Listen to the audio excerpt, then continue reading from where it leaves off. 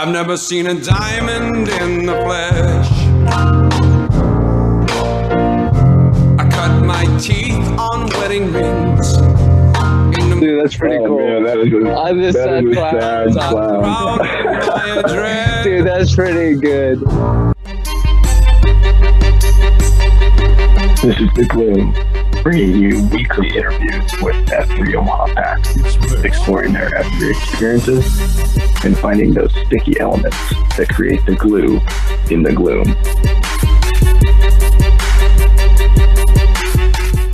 I'm excited for this one. We got a special guest on the show today. So this guy actually was the leader of the Woodshed before the infamous Pony Express. So back when the Woodshed was really thriving, and really what we would call the heyday of the Woodshed. Just all around good guy. It does some work in the mental health space, and I think is I don't know, just a guy you should all know. So Honey Badger is here with us today, and Badger, man, it's good to see you. I do want the packs to know just how malnourished and just exhausted that my man Pony Express looks. If you haven't seen him out in the gloom, he needs to get out there, it looks like. But Pony's on the cast. I look better than I've ever looked. Having a kid has completely transformed my life. Few rings around the eyes. Maybe his wife's eyeshadow. Something. There we go. He does seem happier though. So anyway, but Badger, this isn't really about you, man. So we want to hear kind of the story, who brought you out, and where does the name Honey Badger come from? And maybe give us your thoughts on the first workout. How was it? Yeah, I remember driving down Center Street one morning. I was on my way to work, and I actually hit a stoplight with my older brother, who's Honey Stinger, and I think he was like coming back from a workout, and I'm like, "Where are you working out at this time, in the morning?" And he probably said the name. I didn't even register it. And he would bring it up from time to time, and I'm like, I'm not getting up at 5. Finally kind of reached a point where I was kind of aware I needed to get back in shape, and hadn't been doing a whole lot. And anyway, he had brought up the Oracle. He had brought up the Oracle. He said, "Hey, look, Saturdays isn't as early as a workout. Just come out on Saturday at Boys Town." And so I did. And Big One was leading the workout. And there were a few F&Gs. I don't remember I don't remember who all was in my group. I know the Big One named me and was leading the workout. And I remember being in a group with Placebo. I remember like almost vomiting during the workout. Like legitimately, like had to slow down. I'm like, just don't puke, just don't puke, just don't puke. And made it to the end and didn't puke. And so I remember going around and telling the packs what I did for a living. And I didn't know wait time at the time. But I remember I was facing him. And so people were throwing out names from the mental health field. Like I think Lemon Law threw out like Nurse Ratchet, and I think somebody said like psych ward or something like that. And you could see wait time. And again, I didn't know who he was at the time. He's just kind of like shaking his head. No, no. Big One finally said, "We need a Honey Badger. We don't have a Honey Badger." So that's kind of how it came to be. And of course they knew Honey Stinger. So that's the story. A family name. So I'm so thankful we didn't go with psych ward I'd like to say we've gotten better at coming up with nicknames, but I don't know that we have. What were you doing fitness wise before that? What was your? Well, really very little. I had a period where I went through kind of the insanity and P90X period. Where P90X, I feel like I got in pretty good shape with that. I was pretty religious with it. But I had, I had stopped doing it, and I'd get out and, get maybe a couple mile run in from time to time, but it was irregular. working, in the mental health field, doing groups at night and stuff like that. I'd kind of let that go, and it was hard. And like I said, I was unwilling to get up early in the morning to do much. So it was pretty sporadic. So yeah, not. Gotcha. Not What was enough. your not enough. What was I guess kind of going back to that first workout, initial impressions of the guys, of the workout, of F3 in general? Yeah, I didn't, very, very high energy. I mean, very, very welcoming. Right. There was a little bit of a Hastings College connection with Tonight Show and myself and Placebo and room service. Right. So it was having that common bond made things a little bit easier, because I recognized the faces. And Tonight Show was like an RA in one of the dorms in college, and I remembered him. So it's a little easier when you have that kind of instant, like, hey, I know you, I remember you. Just kind of makes it put you at ease a little bit more. So, but it was very welcoming, high energy. I loved it's just kind of the eclectic nature of it all. People from everywhere, ages. So then did you instantly buy in? Were you, yeah, I'm coming back and I'm going to keep coming? Or was it, I'm going to, this is good for one time and maybe I'll come back in a couple of weeks? No, I felt like I was kind of in between there. Like, it wasn't like I'm good for one time, but I think Tonight Show said, you should come to the Murph on Monday. And someone's like, ooh, that workout, or something like that. They made some comment about it. And I didn't. I actually set my alarm. I remember that. I set my alarm. It went off and I went, nah, and hop back into bed. And it was probably 2 or 3 weeks before I did that. But I feel like that was kind of the kicker. Like, once I got up and I went to that workout, and it's a harder workout, and completed it, the confidence rose. Everybody there was supportive. And I think that was kind of all right, man. Maybe do this a little more. It felt good. Awesome. Sasquatch is also is he Hastings College guy? Absolutely. Yeah. Yeah. Yep.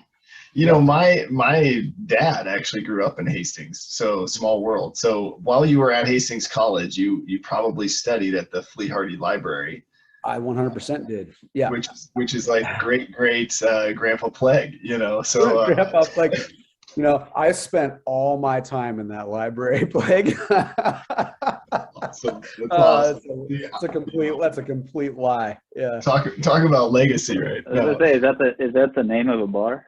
Yeah, right. Yeah, that's actually downtown next to the Wagon Wheel. Yeah. Yeah.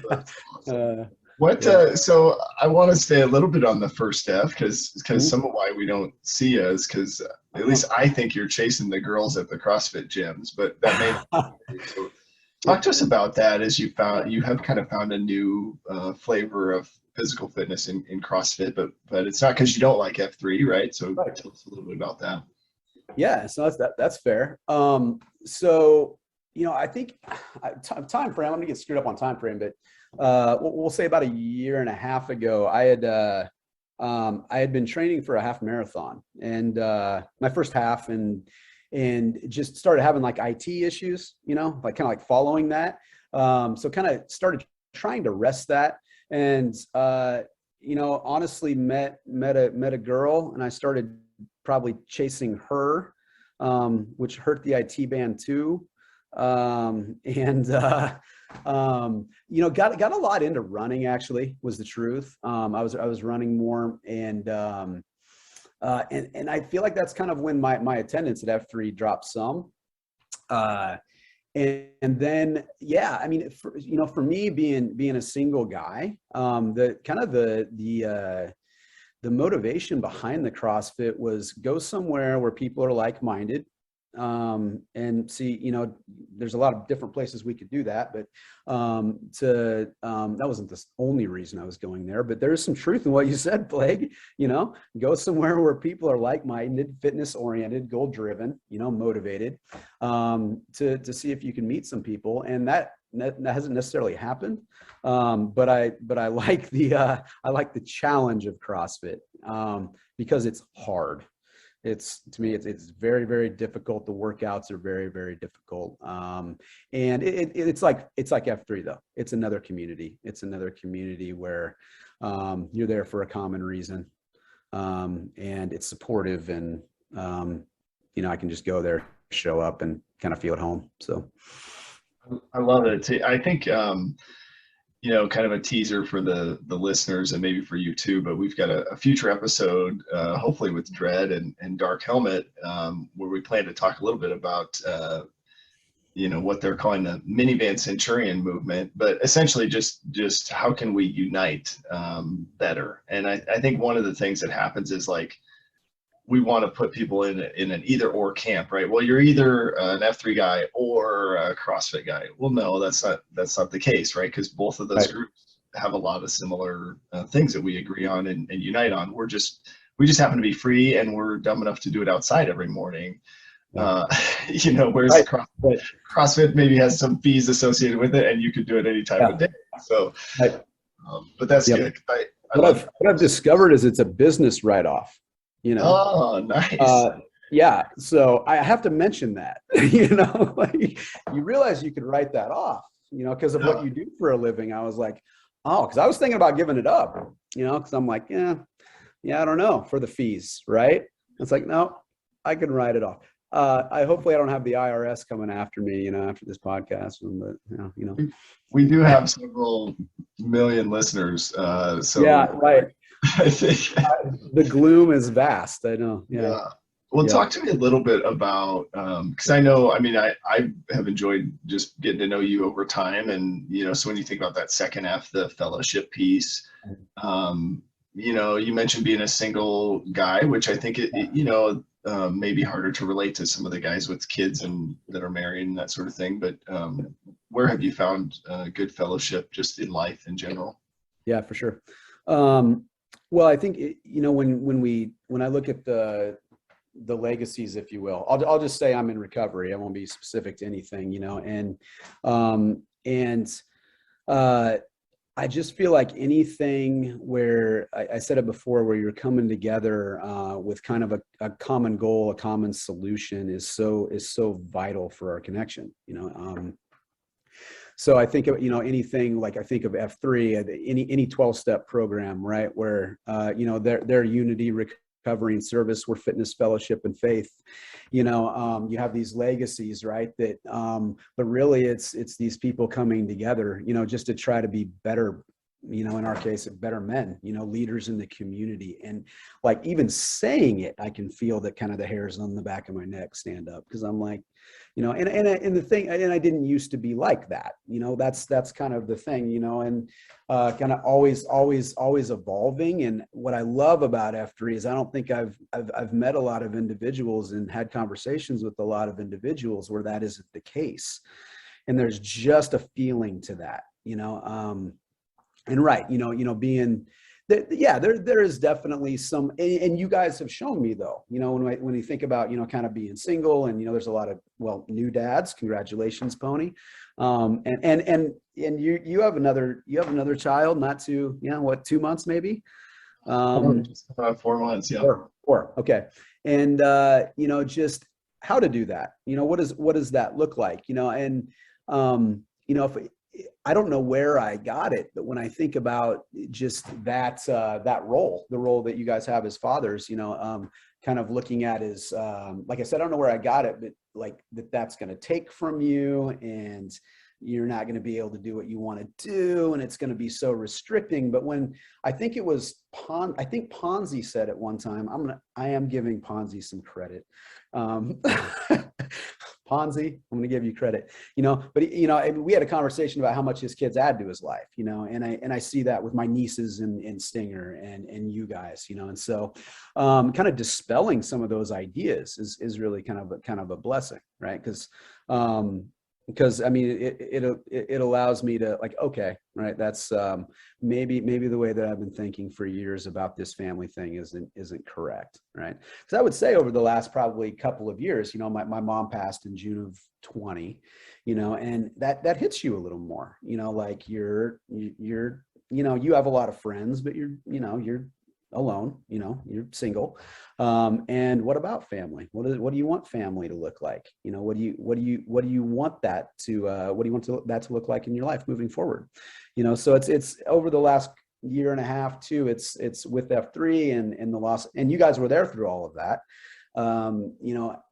Those questions have come up for me. And so it's both painful and beautiful, really. I mean, when you look at it, because I think those questions have to be asked. So that was a lot. I love that, man. I think I remember being, the tough part was, and I know Pony has asked a lot of guys this, but going through something like losing a family member in the middle of the pandemic, right? That like, what's the group you're able to turn to, or that just supports you? And at one point, I feel like we had a text thread going with you and Stinger and I, and he would just send those gifts that said, Brandon, just being Stinger. I will say you are much more well-spoken than your brother. So, I appreciate that. but I wanted to back up a little bit on, I hope he hears that. He's probably our most avid listener. But, I wanted to back up and just ask you a little bit about, because F3, the guys that started F3 will admit to kind of taking some of the concepts from 12-step programs. Mm-hmm. Do you see some similarities there, or talk to me a little bit about that, just from your experience? What comes up for me is for whatever, I'll just say what's coming up right now is just the concept of accountability. The science of group think, group process obviously intrigues me, given what I do, and how that works and how that plays out. But and I've seen studies about it, blah, blah, blah, blah. But I think it's about accountability. Like we can me alone, right? I'm going to get into my head. My emotions are going to fire. I'm going to, believe crap that isn't true. But when I come together with you guys, it's a different brain, right? I can get feedback, and you guys are going to think a different way than I am, and point out truths and whatever it might be, right? And I think that's the real kind of power of it. And I think that's the connection kind of with other, that's what I see in connection with other programs. Maybe one of the biggest thing is that it's the power of we versus one. Yeah, no, I think that's really interesting. And I've talked to Plague about this plenty of times. I've gone to a bunch of AA and A meetings, and I've seen the 12-step process work for a lot of people. And I guess one thing I think about is, do you feel like F3, I guess when guys come in, they're not at their lowest low, right? There's a little bit of a difference there, where a lot of the times the guys that are coming in, we are going through things for sure. And I'm not trying to discount that by any means. People do come in at different stages of their lives, but when you're in AA or NA, you're coming probably at your lowest point of your life, right? So when you're there, the door of vulnerability has to be open. Like, you're thrust into this position to where you have nothing but to be open with these people because it's your lifeline. With F3, that may be a little bit different. Do you feel like that was the case, where it takes a little bit longer for guys to kind of open up and be vulnerable? Or do you think that we do a good job of fostering that vulnerability and giving people the opportunity to do that? I think it's both.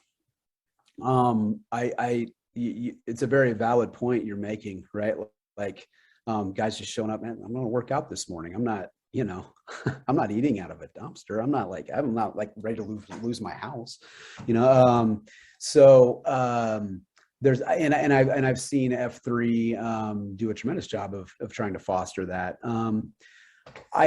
What came to me was just my personal experiences coming into something like F3. I have had the exposure already to the vulnerability you're talking about.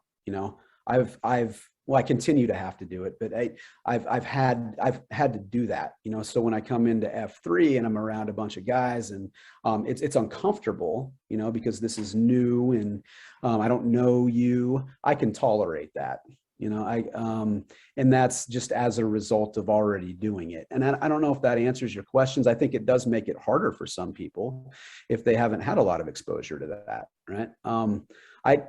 When I talk with people about being in group, I mean, I think what is public speaking, the number one fear, so to speak, you know, and, you know, I talk with people about being in groups and joining groups, and it just terrifies people, you know, because what are they going to see? You know, what are they going to learn about me, or what are they going to know about me that I don't want them to know, or I'm afraid they'll kick me out. Right. I think that's one of our biggest fears is being, you know, I mean, and there's some science to support it, getting cast out of the tribe, you know, and it's sometimes utterly ridiculous that I would think that this thought or this action I took or whatever it might be is going to do that, but it's still there. It doesn't matter. It's still there. We still feel it. So I think that's what makes it really hard. Let us fish for a little bit of free advice here then, or free professional services. What do you tell people that are kind of struggling with that, right? Yeah. That are having a hard time of being vulnerable, or have this anxiety or fear of opening up for those reasons that you're talking about? Yeah. Well, I mean, it's using exposure, that word purposely, you know, exposure therapy, you know, is stepping into that thing you're afraid of so that the idea, the threat, the irrational threat can go away. Right. So, but I mean, you got to remember that, you know, a lot of us aren't just going to dive headfirst into that. So I'll usually bring up that idea that, you know, yeah, in order for that to reduce, we do have to step into it. You know, we do have to take a risk. We do have to take a chance, but to start, do something that's manageable, do something that's realistic. If it's not sharing your deepest, darkest secret, you know, in the circle of trust, it's just sharing enough that makes you uncomfortable so that you can get used to that. Or it's just flat out talking to somebody new at a workout, whatever it is that makes you a little bit uncomfortable, expose yourself to that just a little bit. And that's how the intensity of that fear will start to go. Right. Or at least, even if it remains uncomfortable for people, you can still do it. Did that answer your question? Yeah. That's great. And I guess, Pony, if you didn't know, I mean, you know, we got 40 episodes of free advice because I tend to think that this is free professional advice, not a person who thinks it's professional. Okay. Well, I do think there's some value in experience, because my response to that question would, or at least my experience has been, your advice is spot on, right? I, in my head, had always thought, well, I can't tell people who I really am because they won't like that guy, yep. You know, and until you actually tell people who you are and realize that they didn't like you anyway. No, I'm kidding. You realize that like nobody's response is even close to what you made up in your mind. And I think, and then you do it again and you realize like, oh, it turns out every time I bring this up, I get more love, support, and it actually makes me stronger. Then it just keeps getting easier to tell people, and then hopefully you have good friends like I have, like Wait Time, that say, hey, you don't have to give all the details in every COT. Right? You know? But anyway, I love that, the free advice. I am curious. I want to hear your thoughts on faith and just kind of maybe how have you grown? What has that looked like as, you know, your journey has gone on? I mean, did F3 help with that? Were you already in a spot where that was growing, or what have you been through in the faith area? Yeah. So hard to talk about faith without the kind of like talking about the actions, for me at least, without talking about the actions, right? That I guess leads you there. I don't know how to word that. So that's such a big question. I'll just start with what's really important to me where that's concerned. Okay. Because it has evolved so much. And so like, I could talk about, you know, 20 years ago, but like, that's not really where I'm at right now. You know, so cause I want to tell people how it's evolved, cause it has. And, so the action of faith is I start every morning. Like I do not miss a morning, whether you want to call it mindfulness, meditation, right? I don't miss it. And I usually spend at least 45 minutes doing it, right? I give that to myself because of what it can do for my mind, right? I have a very, very busy mind. And if I don't do something to regulate that, focus, concentration, connection, it just really starts to go. And I what that's done for me now is I think about, it's not that I don't pray, I do pray. I have some kind of connection. I have some kind of faith there. And what I realized about myself over the course of, let's say, this year, I'll talk about this year, is the amount of blaming for these external things that go on has reduced significantly. The loss of a parent, the loss of a relationship, blah, blah, blah. I mean, I could go on, these things that happen where when I'm just going, you know what, I'm going to be taken care of. Have I ever really not been taken care of? Have things ever really not been okay?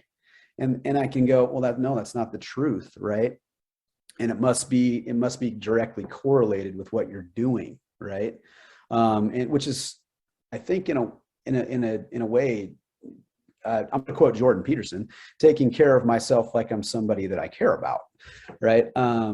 Which involves F3, right?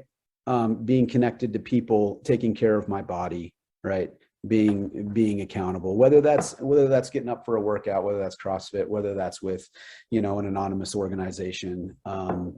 It's taking care of me because I have value, and then I can pass that along. So that's, I guess, a general kind of response to them. Which I think is great, and I think that's one of the things, I guess, in my experience that I've noticed that F3 has kind of taken from, well, maybe not taken from, but has adopted from 12-step program, is this idea that, hey, look, we don't have to believe in the same higher power, but we've got to believe in something bigger than ourselves, which is a higher power. And I think that's, regardless of what that is for you, right? I mean, I've known guys who their higher power for that season of their life was a special rock, but if that's a power greater than yourself, then cool, man, you've got it. Right. How, I guess,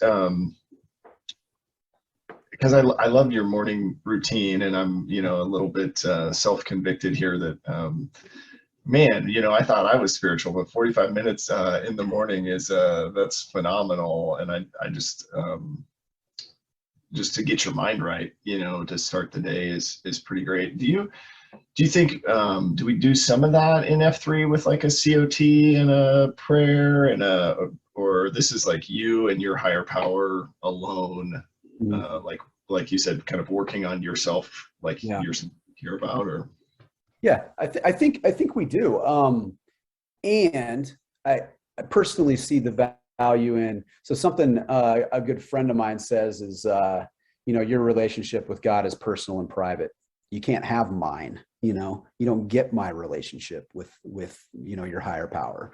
And I love that, because I think that, what I do is that personal and private time, but I think that with like a COT, even the movement, moving, the body is a focus,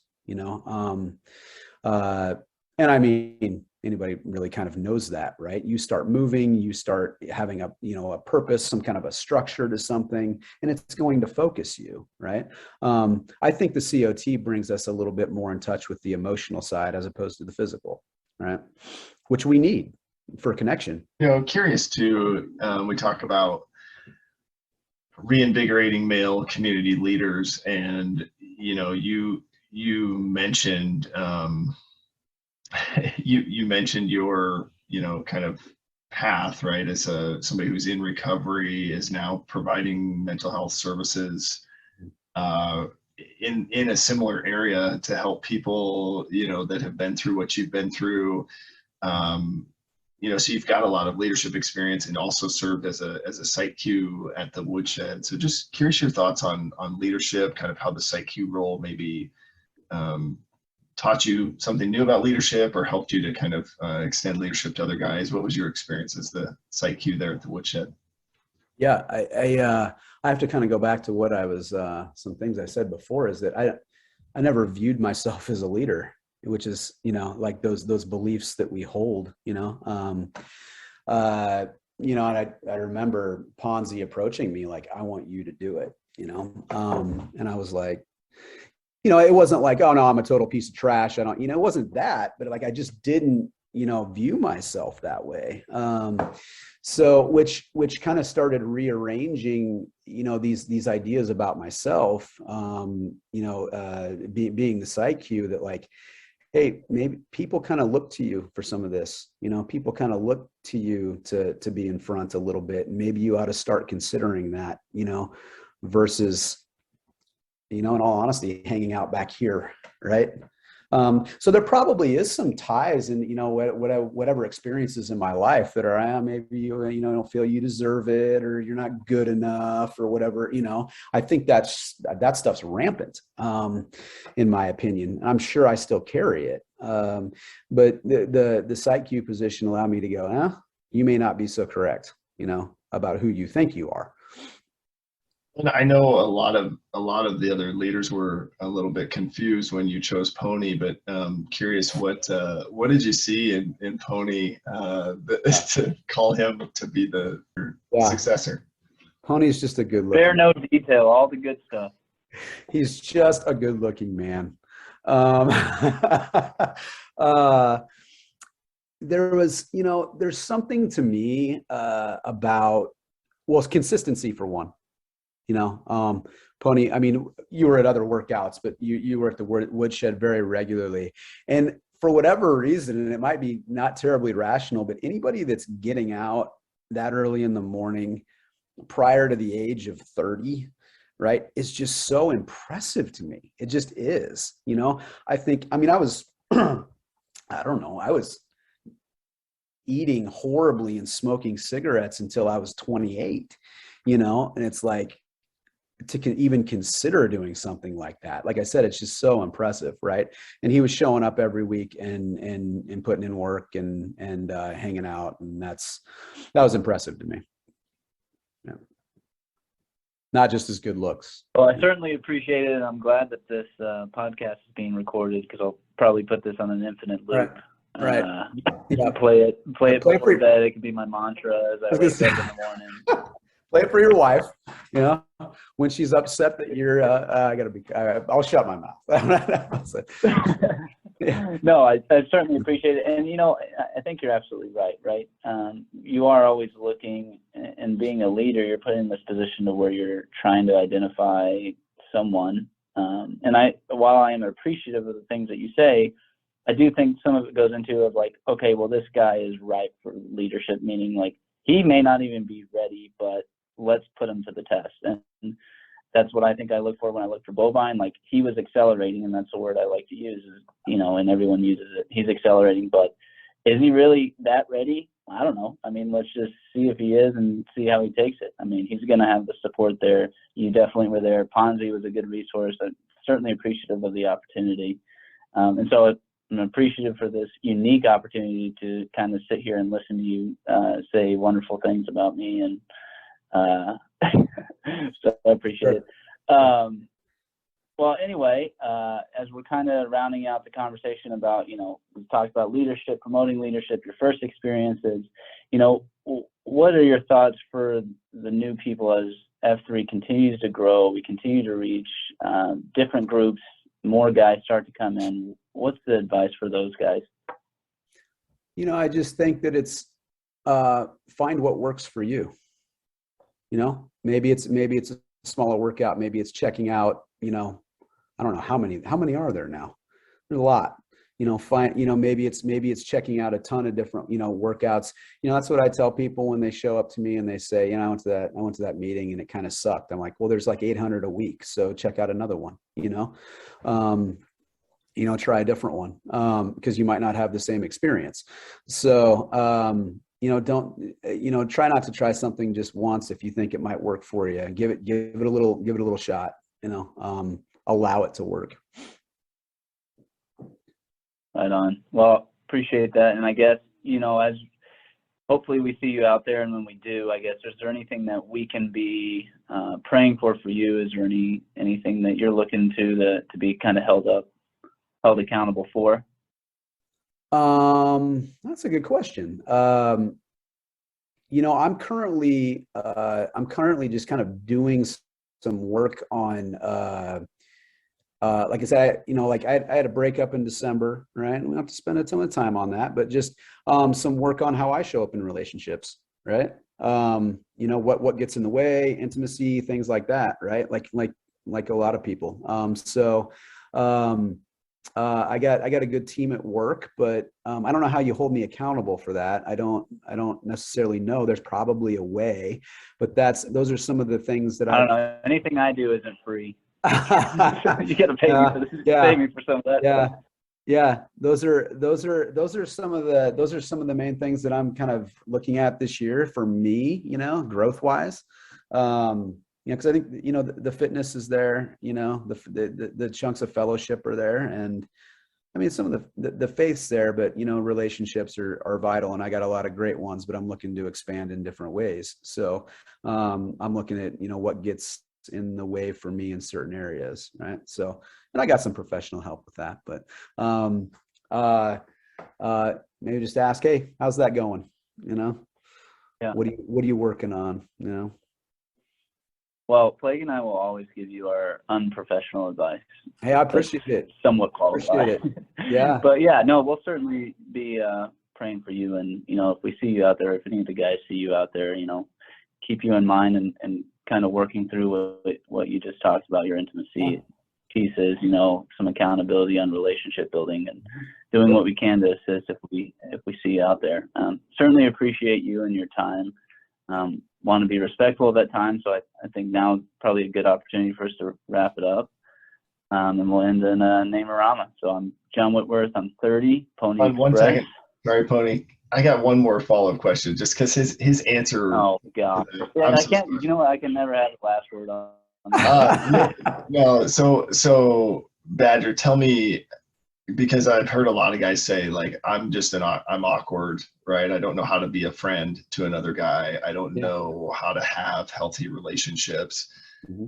Is that something, I mean, if a guy's listening and he's in that boat, does he reach out to you and maybe sit down, have a conversation about that, and you can provide some professional help? Or is there what's the best way to navigate that as a man trying to just figure out relationships? Because I think you're not alone in that struggle.